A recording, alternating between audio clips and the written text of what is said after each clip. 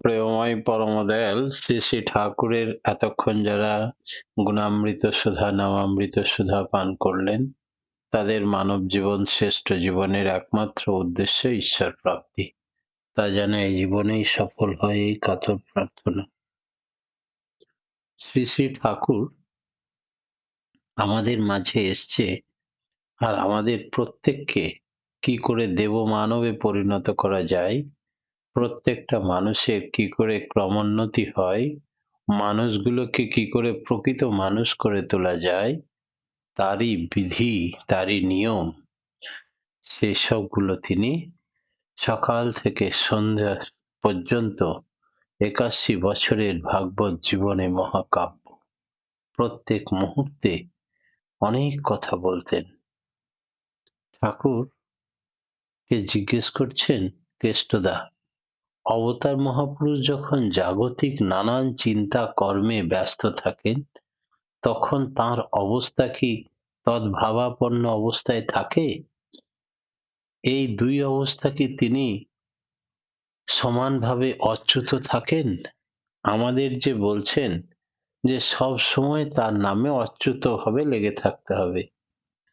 ঠাকুরও তো বিভিন্ন কর্মে ব্যস্ত থাকেন, মানুষের রূপ ধরে যখন এসছেন, মানুষের যা যা চিন্তা কর্ম থাকে ঠাকুরও তাই করেন। তাহলে তিনি কখন অচ্যুত কিভাবে লেগে থাকেন? শ্রী শ্রী ঠাকুর বলছেন, অচ্যুত তিনি সর্বদাই।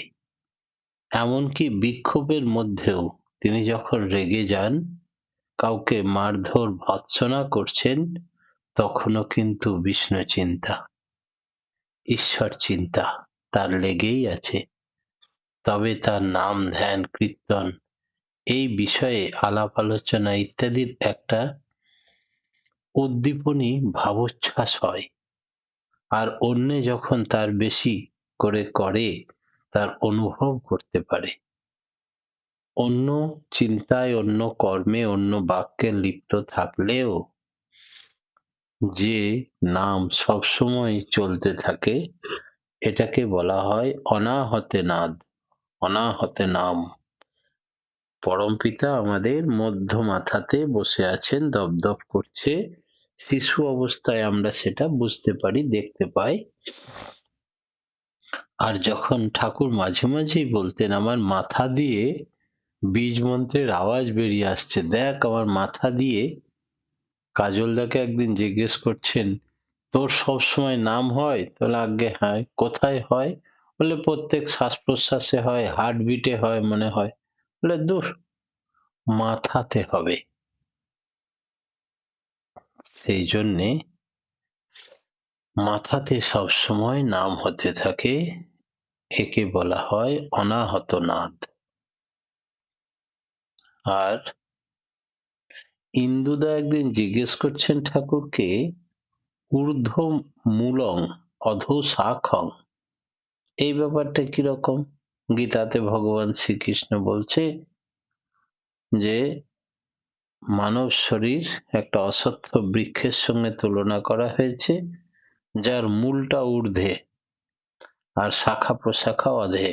এরকম কোনো গাছ হয় নাকি যার মূল উপর ধারে? তো শুকিয়ে মরে যাবে গাছটা। ঠাকুর বললেন, তোমার বুঝতে ভুল হচ্ছে। মূল মানে হেড অফিস, আসল জিনিস, সেটা হচ্ছে মাথা। সেটা তো উপরেই থাকবে, আর হাত পা তো নিচের দিকেই থাকে। এই হাত পা চালায় মাথা। কোথাও একটা মশা কামড় দিলে নার্ভতন্ত্রের সিস্টেমে মস্তিষ্কে গিয়ে তার নির্দেশ মতো সেখানে গিয়ে হাতটা গিয়ে চপেটাঘাত করে মশাটাকে মেরে ফেলে। এত সব কর্মকাণ্ড নিষ্পন্ন করে যে সেই ব্রেন বা মস্তিষ্ক সবসময় ঊর্ধ্বে থাকবে। এবং এই মস্তিষ্কের কম্পিউটারাইজ যে সিস্টেম, নার্ভাস যে সিস্টেম, সেটাই আমাদের প্রেরণা দেয়। তার ডাইরেকশন মতো বাকি নার্ভতন্ত্র কাজ করে। তাই মাথা ভালো করে যদি ইষ্টের হয়ে থাকে, মঙ্গলের হয়ে থাকে, অ্যাক্টিভ হয়ে থাকে এবং অনেক ব্রেনের নতুন কোষ গজায়, তখন সাধারণের থেকে একজন দীক্ষিত মানুষের তাৎক্ষণিক বুদ্ধি অনেক বেশি এবং সে তখন জীবন সংগ্রামে সাকসেস হয়। তাই ঠাকুরকে জিজ্ঞেস করলেন কেষ্টদা একদিন যে, ঠাকুর, এই প্রতিযোগিতার বাজারে আপনি সৎসঙ্গীদের জন্য এমন কিছু দেন যেন কম্পিটিটিভ মার্কেটে তারা করে কমে খেয়ে উঠতে বেঁচে থাকতে পারে। তার কারণ আমাদের সৎসঙ্গীদের এমন কিছু আর্থিক সঙ্গতি নেই যে আমেরিকা গিয়ে ছেলেপিলেদের এডুকেশন দেবে, প্রচুর অর্থ নেই। ঠাকুর সব শুনলেন, শোনার পরে বললেন, তোমাদের ওই যজন যাজন ইষ্টভৃতি সস্তায়নী সদাচার যে দিয়ে গেলাম, যেটা সাধারণের থেকে অনেক উন্নত করে তুলবে তোমাদের, তোমার পাড়া প্রতিবেশী আত্মীয় সজ্জন বন্ধু বান্ধব হিংসা করবে যে কিছুই এমন করে না, তবুও সুন্দর সুষ্ঠুভাবে আছে, এদের থাকা খাওয়া পড়া গাড়ি বাড়ি কিছুরই অভাব নেই, কি করে সম্ভব? এই যে তুমি সকলের থেকে এমন কিছু করো না কিন্তু তুমি ভালো আছো সব দিক দিয়ে, এটা দেখেই লোকে হিংসা করবে। এটা থেকেই বুঝতে পারবে তুমি সকলের থেকে একটু অনন্য, আলাদা। তুমি অতি প্রত্যুষে সকালে উঠে পরম পিতাকে ইষ্টভৃতি নিবেদন করো, তার কথা বলো, তার নাম গুণকীর্তন করো, তাকে নিয়ে থাকো, তাহলে তোমার আর চিন্তা কি? সেই জন্যে এই নাম ধ্যান করলেই তার মস্তিষ্ক বা হেড অফিস অন্যান্যদের থেকে অনেক শার্প হয়, অনেক উন্নত হয়, অনেক অ্যাক্টিভ হয় এবং অনেক নতুন ব্রেন সেল গজে ওঠে, যে যার কারণে হেড অফিস যদি ঠিক থাকে, অ্যাডমিনিস্ট্রেশন যদি ঠিক থাকে, শরীর বিধান যদি ঠিক থাকে, তাহলে দুমুঠো রুটি রোজগারের জন্য তোমার আর চিন্তা নেই, নিশ্চিন্তে তুমি দাঁড়িয়ে পড়বে তোমরা। বাস্তবেও আমরা তাই দেখতে পাই। শ্রী শ্রী ঠাকুর বললেন, নাম ধ্যানের সঙ্গে সঙ্গে চাই তীব্র কাজ। কাজ করতে গিয়ে নানা সংঘাতের মধ্যে পড়ে মানুষ, নিজের বৃত্তি প্রবৃত্তির টের পাওয়া যায় তখনই। টের পাওয়ার সঙ্গে সঙ্গে তা অ্যাডজাস্ট বা নিয়ন্ত্রণ করতে পারে। এইভাবে চলতে চলতে নিন্দা অপমান দুর্ব্যবহার দুঃখ কষ্টের মধ্যেও পড়তে হয় হয়তো, তার মধ্যেও ইষ্টানুরূপ চলন সে অটল থাকে। তার থেকে বোঝা যায় এর অনুরাগ, তার সত্তা অনেকখানি সাধারণের থেকে অনেক ঊর্ধ্বে। তখন সমস্ত এই নিন্দাবান্দা অপমান, এই সমস্তের দুঃখ কষ্ট আপনে আপ কেটে যায়। নাম আর নামই অভেদ, এই কথার মানে কি? প্রফুল্ল দাসদা ঠাকুরকে একদিন এই প্রশ্ন করলেন।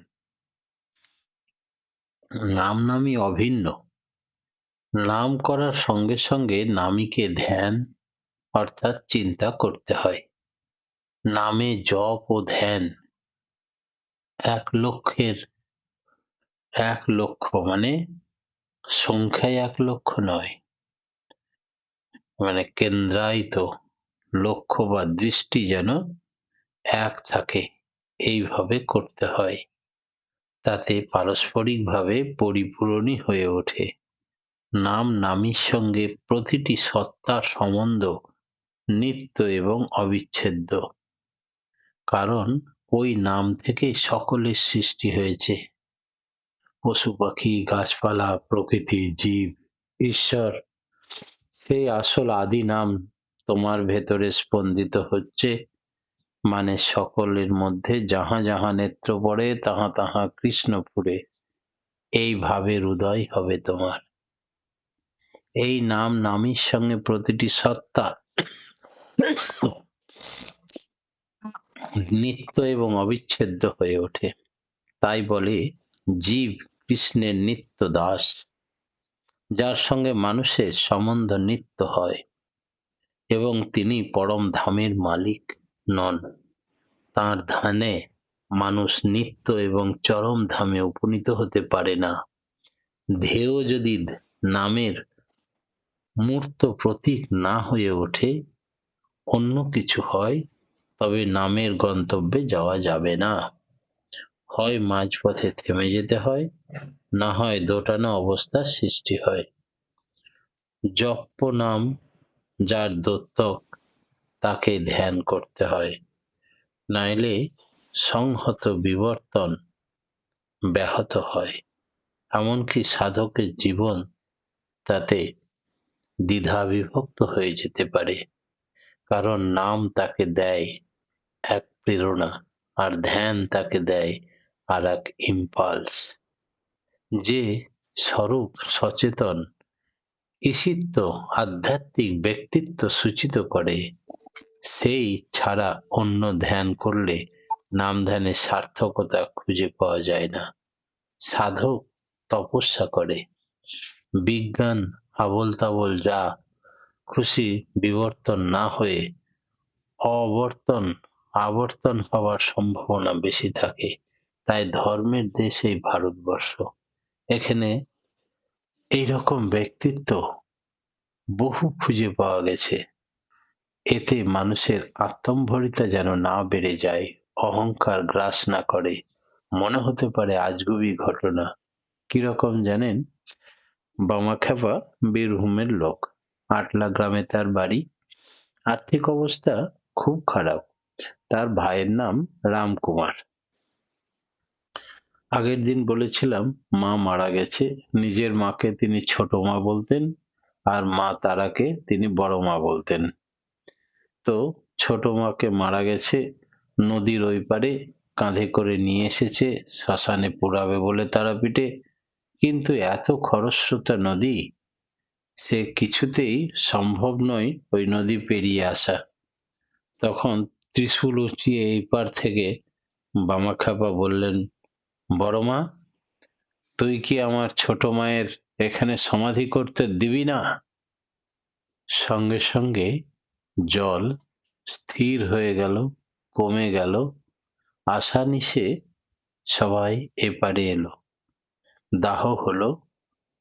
তারপরে সব মিটে যাওয়ার পরে তার একটা প্রিয় কুকুর ছিল, তার নাম কালু। বলে, এই কালু, যা এদিকে নদী পার করে দিয়ে আয়। কালু নির্দেশ পেয়ে সঙ্গে সঙ্গে দেখলো নদীর পাড়ে ভীষণ খরস্রোতা নদী আবার শুরু হয়েছে, তুফান বেগে চলছে। তখন কালু ঝাঁপ মারলো নদীতে। সেই মুহূর্তে নদীর জল একদম স্থির হয়ে গেল এবং খুব ঝিরিঝিরি বইতে লাগলো, যাতে করে যে কোনো মানুষ হেঁটে পেরিয়ে যেতে পারবে। তখন ওরা সবাই পেরিয়ে গেল। কালু ওই পারে গিয়ে দাঁড়ালো, সবাই পেরিয়ে গেল। তারপরে হরিবোল হরিবোল করে তারা গ্রামে প্রবেশ করলো। এবার শ্রাদ্ধ শান্তির দিন।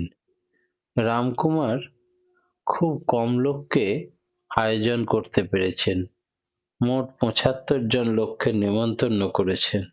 এর মধ্যে কিছু ব্রাহ্মণ, কিছু চাষা, আর যারা কাঁধে করে নিয়ে গেছিল শ্মশানে তাদের নেমন্তন্ন করেছে। অর্থের অভাবে অল্প অল্প আয়োজন করেছে। আর বামাখ্যাপা করেছে কি, এর মাঝে একদিন গিয়ে গ্রামের এ প্রান্ত থেকে ও প্রান্ত সমস্ত মানুষের বাড়িতে গিয়ে, কই গো, আমার ছোট মায়ের শ্রাদ্ধ হবে, তোমরা সবাই সেখানে খাওয়া দাওয়া করবে, তোমাদের সবাই নেমন্তন্ন করতে এলাম, এই বলে গোটা গ্রামের লোককে নেমন্তন্ন করে দিয়ে চলে এসছে। এবার যখন খেতে বসেছে, তখন এত লোক, গোটা গ্রামের লোক চলে এসছে দেখে রামকুমারের তো মাথা খারাপ।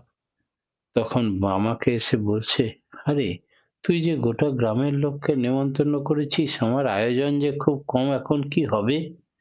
তাহলে একদম ভাবিস নে, তুই চুপ করে থাক, আর তার সঙ্গে আছে একটা লাল পাড় পরা বাচ্চা মেয়ে আর গোটা তিনেক কুকুর। এইগুলো নিয়ে শ্রাদ্ধর দিনে হাজির হলেন বামাচরণ তার গ্রামের বাড়িতে। যখন খাবার দাবার বসে সবাইকে খাওয়াবে সেই সময় মেঘ গর্জন শুরু হলো। ঘনঘটা করে কালো মেঘ এলো। তখন ত্রিশূলুচি আবার বললেন, ছোট মায়ের আজকে শ্রাদ্ধের ভোজ হচ্ছে, তুই বড় মা এটাকে আটকে দে। বলে নিজে ওই ত্রিশূলটা দিয়ে একদম লম্বা রাস্তার দুপাশে লোক খেতে বসেছে, সবারই গণ্ডি কেটে দিলেন। এই গণ্ডির ভেতরে কোনো বৃষ্টি হবে না। চারিধারে বৃষ্টি হলো ঝমঝমিয়ে, কিন্তু গণ্ডির ভেতরে কোনো বৃষ্টি নেই। খোলা আকাশের নিচে মানুষজন খাচ্ছে রাস্তার দুপাশে। এক অদ্ভুত দৃশ্য দেখলো সেদিন গ্রামের মানুষ। বলে, বামা খ্যাপা নয়, বামার কথায় প্রকৃতি চলে। সব প্রবৃত্তি সাথে লয়ে ইষ্ট কর্ম লয়ে। জয় গুরু দাদা। জয় গুরু মা, জয় গুরু।